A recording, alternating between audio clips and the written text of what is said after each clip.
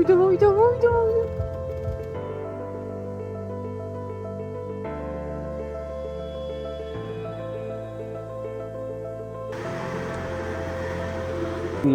დედამიწამდე მანძილი.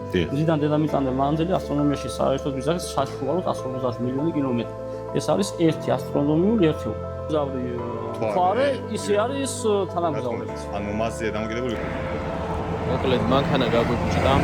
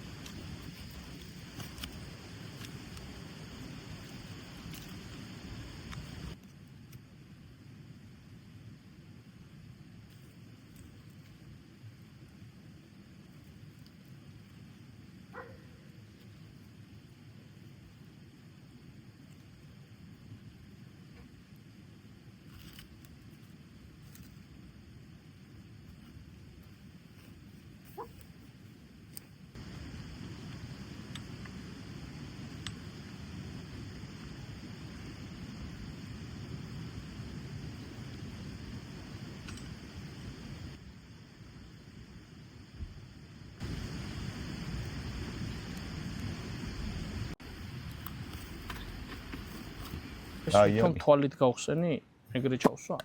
ოპა. არა, ეგ არა სპორტულია ძმა. აბა ჩვენ გამოსვლას გავუმოწმოთ. ჩვენ გამოსვლას გავუმოწმოთ ნამდვილად. მოგესალმებით მეგობრებო.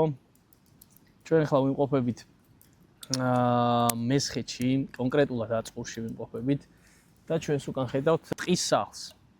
ეს არის ჩვენი მეგობრების კოტეჯი და ჩვენი სამცხე-ჯავახეთის მოგზაურობის პერიოდში დავრჩებით აქ.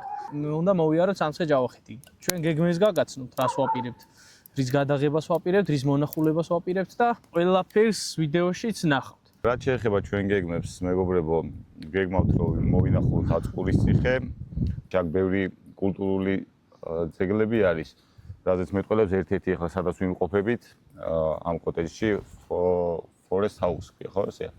ჩვენი მეგობრების კოტეჯია, აქვე არის უკან ციხის ნანგრევები. მშვენიერი ხედი ჩანს აქედან, ვისაც დაგაინტერესდებათ ამ კოტეჯში მოსვლა, დასვენება, აქირავებენ ამ კოტეჯს. სეზონი ჯერ არ დაუწყიათ, მაგრამ ეხლა უკვე ნელ-ნელა იწყება აქაც სეზონი. საკონტაქტოს დავწერთ აღწერილობაში, ხო, ვიდეოში და მობრძანდებით დაისვენებთ ძალიან მაგარ გარემოშია, აქეთ ჩვენს წინ მდინარე ჩამოდის, აქეთ ეროვნული პარკი არის. რავი, მოკლედ სასწაული ადგილი. სასიამოვნო გარემოა. და ნებისმიერი მანქანა შეგიძლიათ რომ მოხვიდეთ. ამასთან ერთად გვინდა რომ გადავიღოთ აბასთუმანი, ობსერვატორიას მოვინახულებთ. გამოიწერეთ არხი მეგობრებო. დაუდექით ჩვენ არხს მხარში ამ მარტივი მოქმედებით. მით არც თქვენ დაგაკლდებათ და პირიქით თუ მოგწონთ ჩვენი ვიდეოები, მაგას აჯობია გამოწერას არაფერი არ უდგას წინ.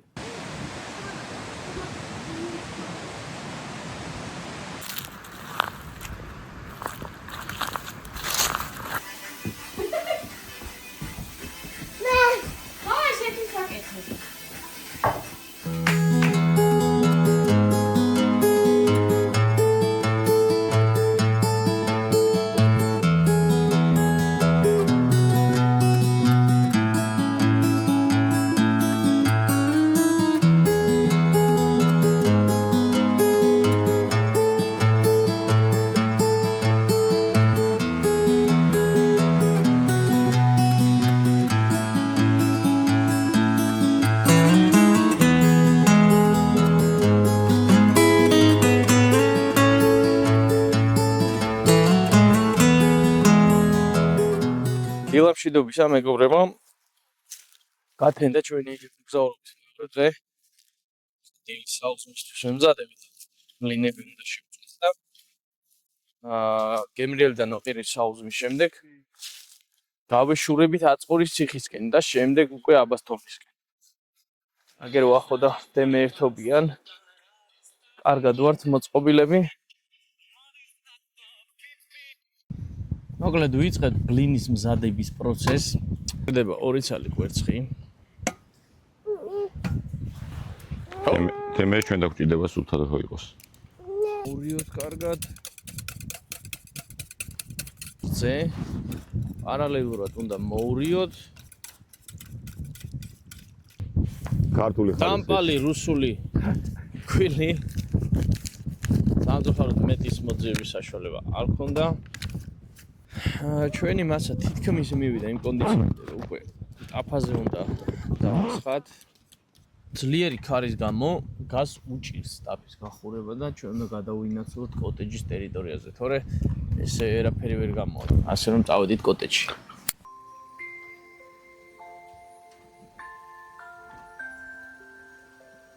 მეგობრებო, ესეთი მაგარი ბლინი გამოვიდა, რაც ხედავ და ესეთი ჯადოსნური ლეთით გავაგზავნეთ მოგზაურობას სამცხე ჯავახეთში.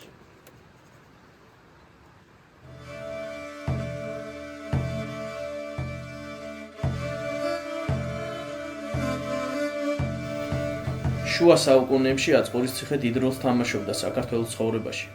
ისტორიული წყაროების მიხედვით ის პირველად მე-11 საუკუნეში მოიხსენიება. ციხე აშენებულია უზარმაზარ კლდეზე, ამიტომ იყო ძნელად მისადგომი მტრისთვის.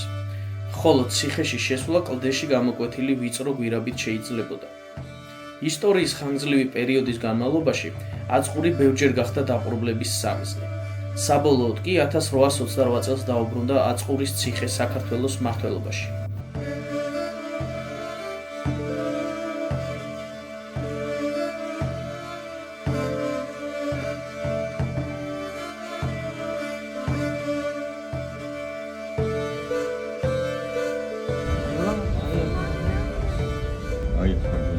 აჰა, იქიდან უნდა ავიდეთ. აი ეგა. აი ეს ადგილია ასასვლელი. ჰოპა, ძალიან ლამაზია. მოვედით აწყურის ციხეზე. ეხლა ერთადერთი შესასვლელი საიდანაც არის. ძველი ისტორიული აი იქიდან მივშევიდეთ გვირაბით. ასასვლელი არის. ცოტა რთული არის და ბავშვთან ერთად არ ვიცი რამდენად ავალთ ბოლომდე. ოპა! მეც ერთ წუთი ჯივარ. გადაწყვეტების პრინციპით. აგიძელებთ ბილიქს დემე მიგვიძღვის წინ. კიდე ბუჩერტა მოვაყენეთ. საინტერესო ადგილია. წავიდით. აი მოსმალების თავში ჩამახედა ეხლა მოდი. დემე. შეგენაცვალე? აი როგორი მთასვლელი დეიდა ყავს. მე კი ამოვედი აქ, მაგრამ ბავშვთან ერთად აი აღმართზე ამოსვლა და კლდეზე ამოსვლა თითქმის შეუძლებელია. არც ეხლა ვნახავთ კიდე შიგნით. არ გავრისკავთ ნამდვილად. სულელური რისკი ჭობია რომ არ გავწიოთ. და წავიდეთ მე აბასთუმნისკენ ეგრევე. ახლა შევხედავ კიდე შიგნით რა ხდება. აი დართული ასასვლელია რა. ხელის გულზე ჩანს ყველაფერი. მე მგონი ელემენტს ვეღარ სწავლთ ჩვენ. სასწავლებლზე ამოვედი ახლა. ეს უკვე ცოტა საშიშიც არის. და რა აი აქ გადასავარდნია.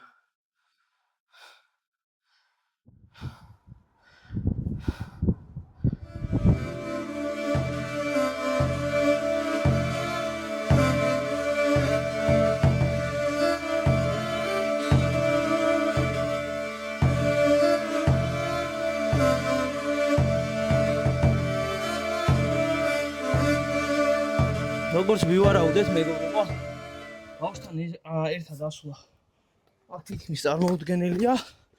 ეხლა ჩამოვდივარ და დავიძრებით აბასთონის ობსერვატორიისკენ პირდაპირ. ტრადიციულად ნაგავი ყველა ისტორიული ძეგლის ძირში გვხვდება.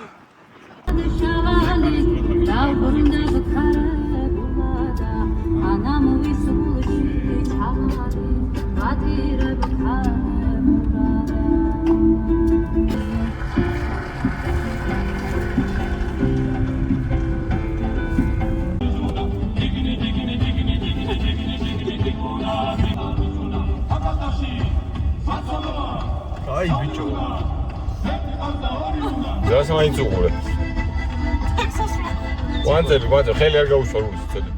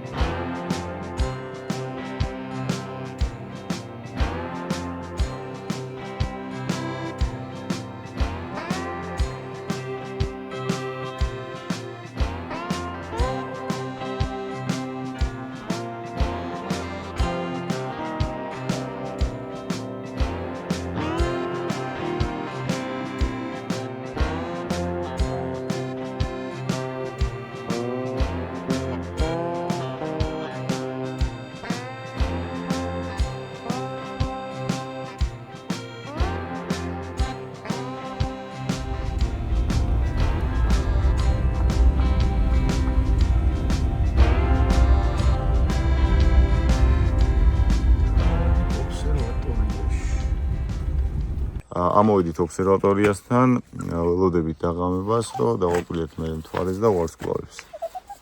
ესეთი სასიამოვნო პროცესი გულის წინ. ექსკურსიასაც ჩაგვიტარებენ, როგორც დაგვკვირდნენ და თქვენს განახებთ, აი ჩვენ კიდე რას დავაკვირდებით და როგორ ვნახოთ, იქნებ რამე ახალი ვარსკვლავი აღმოვაჩინოთ.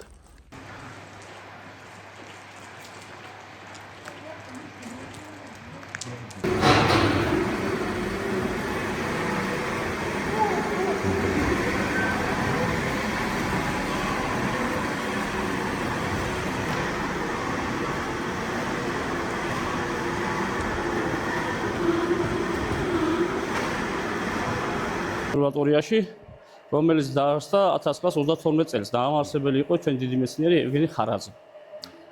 ობსერვატორია კი დაარსდა 1932 წელს, მაგრამ თვითონ ტელესკოპი არის გერმანული ტელესკოპი, რომელიც დაიდგა 1935 წელს. გერმანული კარლ ცეისის ტელესკოპი არის. აი როწერია 40 სანტიმეტრიანი რეფრაქტორი. რას ნიშნავს რეფრაქტორი? ტელესკოპები ძირითადად არიან ორი ტიპის. რეფრაქტორი და რეფლექტორი, ანუ სარკიანი და ლინზიანი. ეს არის ლინზიანი ტელესკოპი, რომლის დიამეტრი არის 40 სანტიმეტრი. აი ახლა დავატრიალო და იუპიტერი თუ გამოჩნდება,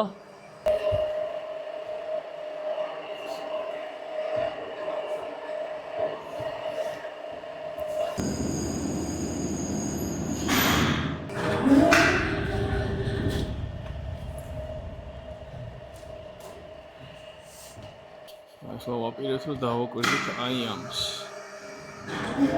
აი ეს პატარა ერთი ციცქნა რო არის. პლანეტა იუპიტერი. პლანეტა იუპიტერი. მზის სისტემის ყველაზე გიგანტი პლანეტა. აი გვერდზე მისი თანამგზავრებიც უნდა ჩანდეს. ხო, ორი თანამგზავრი. ხო, ორი ჩანს. თვითონ ისე დიდი თანამგზავრები ყავს. 4-ნი ესენი არიან: იო, განიმედა, კალისტო და ევროპა. ახლა რომელი უნდა ვნახოთ? სირიუსი, ვარსკვლავი სირიუსი. ერთ-ერთი ყველაზე კაშკაშა ვარსკვლავი ყოფილა. ეხლა მიშოს ხო რომ კადრში გამოაჩინოს ვარსკვლავი სირიუსი, რომელიც ყოფილა ყველაზე კაშკაშა. ის რო გქონდეთ. აი ისეთი. ახლა აღარი კაშკაშა. ხო, ტელეფონის გადაღება ცოტა რთული არის ამ ყველაფრის და თქვენამდე მოტანა. უბრალოდ ამ ყველაფრის ნახვა აქედან ძალიან საინტერესოა და სასიამოვნოა. ძალიან გაგვიმართლა მეგობრებო, სატურნი რაღაცა რამოდენიმე წუთით გამოჩნდა არეალში და უნდა დავიჭიროთ კადრი, რაც შეიძლება მალე. აბა ვნახოთ. აჰა, მოგაიხედეთ. ვაუ! ეს მე მგონა ნახატი მარტო. ნაღდი ყოფილა, ხო? მოგონილია? ჰა, ისე სხვადასხვა გაგვიმართლა რა, ღრუბლები აღარ არის და იმიტომ დავიჭერე. აუ, რა ლამაზია. ძალიან ლამაზია. ჩანს? კი. ოჰო. აურა ლამაზი.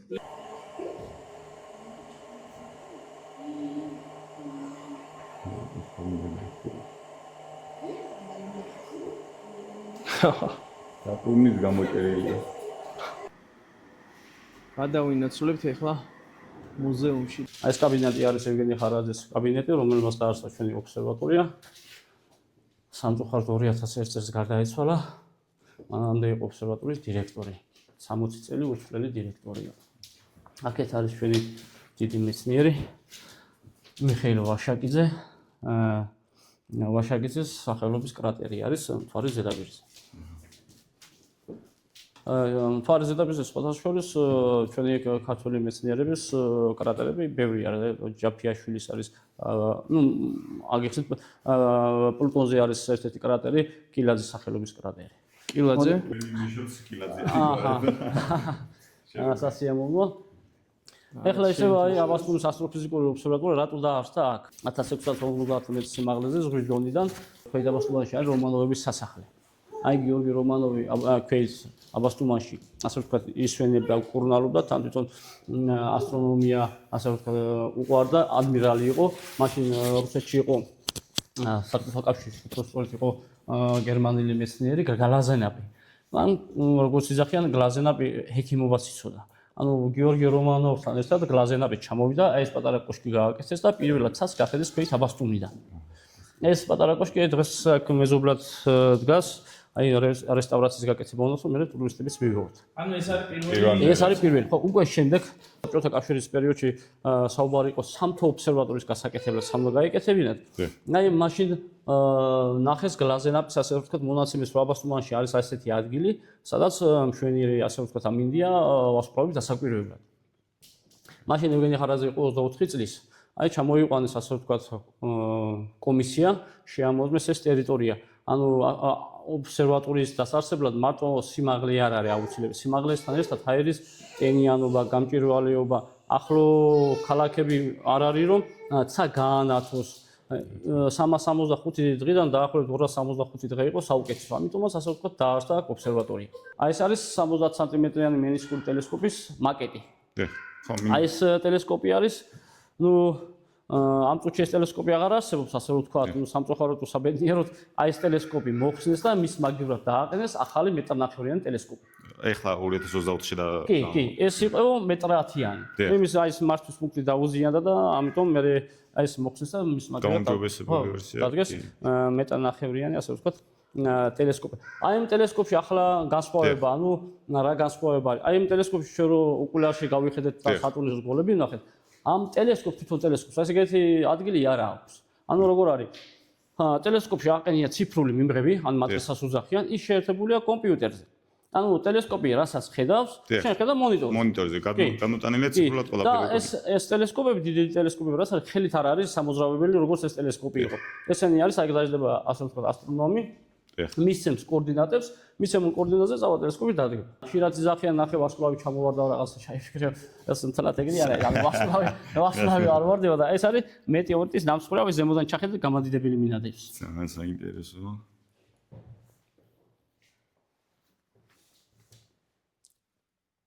ეს აქ არის აღმოჩენილი. არა, ეს არა, საბჭოთა კავშირის პერიოდში იქიდან როგორც ზუსტად არის რუსეთიდან წამოღებულია. მოკლედ მეტეორიტის დამსხვრევია. მეტეორიტი რა არის ეს? აი ეს რო ხედავთ და რო იზახიან ვარსკვლავი ჩამოვარდა, ეს ვარსკვლავი არ ვარდება. ეს არის მეტეორიტი, რომელიც შემოდის დედამიწის ატმოსფეროში და იწვის. აი როცა იწვის, ის არის მეტეორიტი, რაც ვარდება, ის ხდება მეტეორიტი. აჰა, გასაგები, კი ბატონო. რაც ხშირი პროცესია. კი, ეს ხშირი პროცესი. მეც ახლა ჩემი თვალით რაც დავკვირვები ვარ, ძალიან ბევრჯერ კამერაც აგიკობს მათ. კი, არის პერიოდები, როცა ხშირი არის, უფრო ასე ვთქვათ, მეტეორული წვიმას უძახიან. ეს პერიოდები არის ნოემბერში არის და აგვისტოშიც არის. აქეთ არის აი მობრძანეთ როლან კილაძე, ჩვენი დიდი მეცნიერი, ჩვენი მიხეილი თამამი არის ახლა ამას გადაიგებს. ნორჩლენისაც უძახოდნენ, აი ეს პატარა ბიჭი არის, რომელმაც გააკეთა ეს პატარა, ასე ვთქვათ, ტელესკოპი 14 წლის ასაკში. თავისი აწყობილი ხო, არის. კი. თვითონ ასე ვთქვათ, სწავლობდა სატურნის რგოლებს, თვითონ იწინასწარმეტყველა, ასე ვთქვათ, პლუტონის თანამგზავრი ქარონი, მე ამერიკელებმა აღმოაჩინეს და მე საპატიოდ ერთ-ერთ კრატერს დაარქვეს კილაზის სახელობის კრატერი. აი ეს არის აი მზის სისტემის მაკეტი არის აქ მარტივად რომ აღვიქვათ გადმოტანილი. ტრიალებს, აი ნახეთ როგორ ტრიალებენ და როგორ არიან. ჩვენ დედამიწა იქნება. ხო, ეს რუდი დედამიწა არის თავისთავად. ეს აი რომ გავხედეთ სატურნი არის, იუპიტერი, ხო. აი ეს დანაყოფები შავ-თეთრი რა არის? ერთი ხო, ეს დანაყოფი არის მზიდან დედამიწამდე მანძილი. მზიდან დედამიწამდე მანძილი ასტრონომიაში საერთოდ ვიზახეს საშუალოდ 150 მილიონი კილომეტრი. ეს არის ერთი ასტრონომიული ერთეული. და აი რამდენი ცალიც არის დაყოფილი იმდენი ასტრონომიული ერთეულით დაშორებული სატურნი. ხო, იგივე შეგიძლია ასე ვთქვათ იუპიტერზე თქვა. საერთოდ ჯამში რაც ახლოს არის პლანეტები, მით უფრო სწრაფად ტრიალებენ და თანამგზავრები არ აყავთ. იმიტომ რაც შორს არიან უფრო ბევრი ასე ვთქვათ თანამგზავრები. კი, იუპიტერი უფრო ხშირად ჩვენი დამცველიც არის. ანუ ასტეროიდები და რაღაცები რომ მოდიან ჩვენსკენ, იცავს და ხშირად მასზე ეცემა. ბატონი ვოვა იყო ჩვენი გიდი. მადლობა ბატონ ვოვას. მადლობა თქვენ ისე მობრძანებისთვის ექსკურსიისთვის და გიდობისთვის. და ინტერესებისთვისაც დიდი მადლობა. კარგი სეზონი გქონოდეთ და რა ვიცი. თქვენს very საინტერესო რამ აღმოჩენილა ჩვენ galaktikაში და galaktikებს იქით. თქვენს წარმატებები. გაიხარ. იმედი კიდე გესმის. აუცილებლად.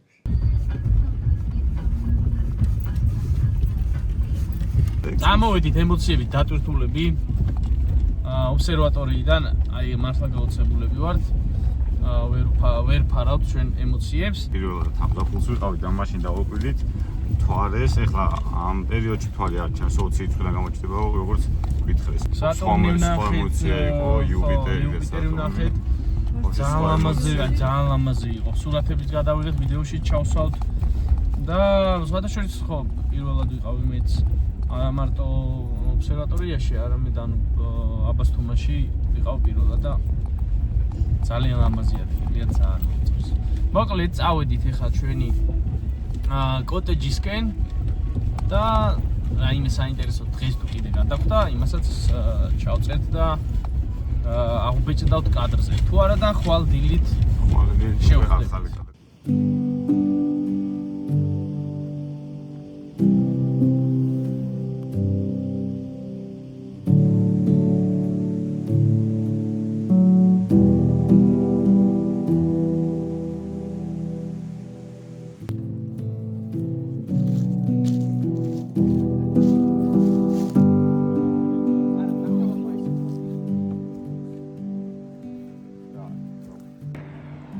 მოკლედ მანქანა გაგვიჭდა.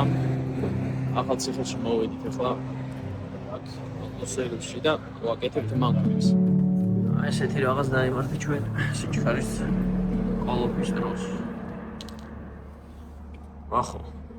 საფუძვრო ფაქტი შეგვიძლია. მოლოდინის რეჟიმში ვართ. ავარია პრობლემა აღმოხმელია. ახლა კეთებას ეკვემდებარება. დროის ფაქტორია და ბატონი ავტობუსს მაგვა. აი აქ გავაკეთეთ ჩვენი მანქანა და მივდივართ ახლა ასპინისკენ ძალიან დაგვაგვიანდა. აი თხევადი გაზი არის ახლა ციხეში სანამ შემოხვალთ და აი ეს კალუნკა. ურამე დაგჭირდათ მობრძანდით აგერ აქ. მე უკვე მზად ვიყავი ბარგის რომ გავყარგულიყავით. კაი წავედით რო აღარ დავკარგოთ.